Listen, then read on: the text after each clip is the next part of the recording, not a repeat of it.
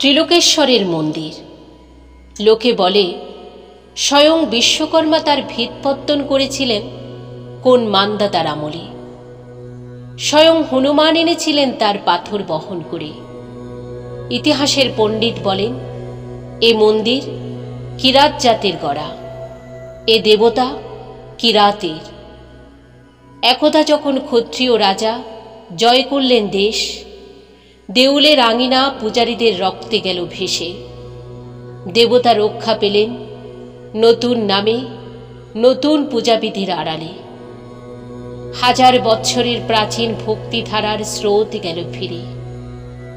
কিরাত আজ অস্পৃশ্য, এ মন্দিরে তার প্রবেশ পথ লুপ্ত।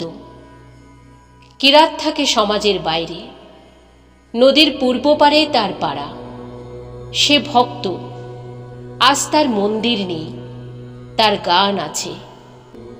নিপুণ তার হাত, অভ্রান্ত তার দৃষ্টি। সে জানে কি করে পাথরের উপর পাথর বাঁধে, কি করে পিতলের উপর রূপোর ফুল তোলা যায়, কৃষ্ণশিলায় মূর্তি করবার ছন্দটা কি। রাজশাসন তার নয়, অস্ত্র তার নিয়েছে কেড়ে।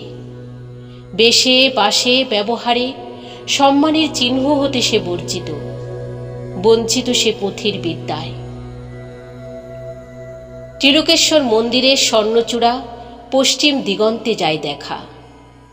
চিনতে পারে নিজেদেরই মনের আকল্প, বহু দূরের থেকে প্রণাম করে। কার্তিক পূর্ণিমা, পূজার উৎসব। মঞ্চের উপরে বাজছে বাঁশি, মৃদঙ্গ, করতাল। মাঠ জুড়ে কানাতের পর কানাত। মাঝে মাঝে উঠেছে ধ্বজা। পথের দুই ধারে ব্যাপারীদের পসরা। তামার পাত্র, রূপোর অলঙ্কার, দেবমূর্তির পট, রেশমের কাপড়। ছেলেদের খেলার জন্য কাঠের ডমরু, মাটির পুতুল, পাতার বাঁশি। অর্ঘ্যের উপকরণ, ফল, মালা, ধূপ, বাতি, ঘড়া ঘড়া তীর্থবাড়ি। বাজিকর তারস্বরে প্রলাপ বাক্যে দেখাচ্ছে বাজি। কথক পড়ছে রামায়ণ কথা। উজ্জ্বল বেশে সশস্ত্র প্রহরী ঘুরে বেড়ায় ঘোড়ায় চড়ে। রাজ অমাত্য হাতির উপর হাওদায়। সম্মুখে বেজে চলেছে শিঙা। কিংখাবে ঢাকা পালকিতে ধনীগড়ের গৃহিণী। আগে পিছে কিঙ্করের দল। সন্ন্যাসীর ভিড় পঞ্চবটের তলায়। নগ্ন জটাধারী ছাইমাখা মেয়েরা পায়ের কাছে ভোগ রেখে যায়। ফল, দুধ, মিষ্টান্ন, ঘি, আতপ টন্ডুল। থেকে থেকে আকাশে উঠছে চিৎকার ধ্বনি, জয় ত্রিলোকেশ্বরের জয়। কাল আসবে শুভলগ্নে রাজার প্রথম পূজা। স্বয়ং আসবেন মহারাজা রাস হস্তিতে চড়ে। তার আগমন পথের দুই ধারে সারি সারি কলার গাছে ফুলের মালা, মঙ্গল ঘটে আম্রপল্লব। আর ক্ষণে ক্ষণে পথের ধুলায় সেচন করছে গন্ধবাড়ি। শুক্ল ত্রয়োদশীর রাত। মন্দিরে প্রথম প্রহরের শঙ্খ, ঘণ্টা, ফেরি, পটক থেমেছে। আজ চাঁদের উপর একটা খোলা আবরণ। জ্যোৎস্না আজ ঝাপসা, যেন মূর্ছার ঘোর লাগল। বাতাস রুদ্ধ, ধোঁয়া জমে আছে আকাশে। গাছপালাগুলো যেন সংখ্যায় আড়ষ্ট। কুকুর অকারণে আর্তনাদ করছে। ঘোড়াগুলো কান খাড়া করে উঠছে ডেকে, কোন অলক্ষ্যের দিকে তাকিয়ে। হঠাৎ গম্ভীর ভীষণ শব্দ শোনা গেল মাটির নিচে। পাতালে দানবেরা যেন রণদামামা বাজিয়ে দিলে গুরু গুরু গুরু গুরু। মন্দিরে শঙ্খ ঘণ্টা বাজতে লাগলো প্রবল শব্দে। হাতি বাঁধা ছিল, তার বন্ধন ছিঁড়ে গর্জন করতে করতে ছুটল চারদিকে যেন ঘূর্ণিঝড়ের মেঘ। তুফান উঠল মাটিতে, ছুটল উট, মহিষ, গরু, ছাগল, ভেড়া। ঊর্ধ্বশ্বাসে পালে পালে হাজার হাজার দিশাহারা লোক আর্তস্বরে ছুটে বেড়ায়। চোখে তাদের ধাঁধা লাগে, আত্মপরের ভেদ হারিয়ে কে কাকেতে দোলে। মাটি ফেটে ফেটে ওঠে ধোঁয়া, ওঠে গরম জল। ভীম সরোবরের দিঘি বালির নিচে গেল শুষে। মন্দিরের চূড়ায় বাঁধা বড় ঘণ্টা দুটো দুলতে দুলতে বাজতে লাগলো ঢং ঢং। আচমকা ধ্বনি থামল একটা ভেঙে পড়ার শব্দে। পৃথিবী যখন স্তব্ধ হল, পূর্ণপ্রায় চাঁদ তখন হেলেছে পশ্চিমের দিকে। আকাশে উঠছে জ্বলে ওঠা কানাতগুলোর ধোঁয়ার কুণ্ডলী। জ্যোৎস্নাকে যেন অজগর সাপে জড়িয়েছে। পরদিন আত্মীয়দের বিলাপে দিকবিদিক যখন শোকার্ত, তখন রাজ সৈনিক দল মন্দির গিরে দাঁড়াল, পাছে অসুচিতার কারণ ঘটে। রাজমন্ত্রী এলো, দৈবজ্ঞ এলো, স্মার্ত পণ্ডিত এলো। দেখলে বাহিরের প্রাচীর ধূলিসাৎ, দেবতার বেদির উপরের ছাদ পড়েছে ভেঙে। পণ্ডিত বললে, সংস্কার করা যায় আগামী পূর্ণিমার পূর্বেই, নইলে দেবতা পরিহার করবেন তার মূর্তিকে। রাজা বললেন, সংস্কার করো। মন্ত্রী বললেন, ওই কিরাতরা ছাড়া কে করবে পাথরের কাজ? ওদের দৃষ্টিকলস থেকে দেবতাকে রক্ষা করব কি উপায়ে? কি হবে মন্দির সংস্কারে যদি মলিন হয় দেবতার অঙ্গমহিমা? কিরাত দলপতি মাধবকে রাজা আনলেন ডেকে। বৃদ্ধ মাধব, শুক্লকেশের উপর নির্মল সাদা চাদর জড়ানো, পরিধানে পিত ধরা, তাম্রবর্ণ দেহকোটি পর্যন্ত অনাবৃত, দুই চক্ষু সকরুণ নম্রতায় পূর্ণ।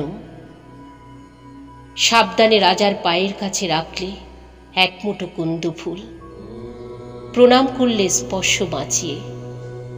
রাজা বললেন, তোমরা না হলে দেবালয় সংস্কার হয় না। আমাদের পরে দেবতার ওই কৃপা।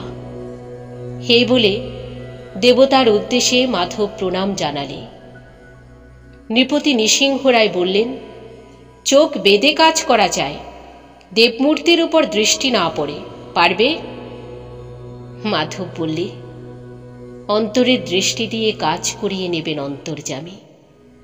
যতক্ষণ কাজ চলবে চোখ খুলব না। বাহিরে কাজ করে কিরাতের দল, মন্দিরের ভিতরে কাজ করে মাধব। তার দুই চক্ষু পাকে পাকে কালো কাপড়ে বাঁধা। দিন রাত সে মন্দিরের বাহিরে যায় না, ধ্যান করে, গান গায়, আর তার আঙুল চলতে থাকে। মন্ত্রী এসে বলে, তড়া করো, তড়া করো, তিথির পর তিথি যায়, কবে লগ্ন হবে উত্তীর্ণ?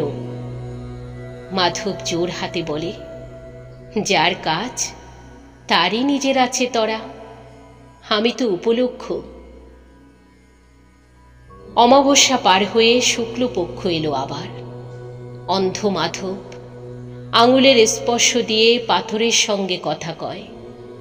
পাথর তার সাড়া দিতে থাকে। কাছে প্রহরী দাঁড়িয়ে থাকে, পাছে মাধব চোখের বাঁধন খুলে। পণ্ডিত এসে বললে, একাদশীর রাত্রে প্রথম পূজার শুভক্ষণ, কাজ কি শেষ হবে তার পূর্বে?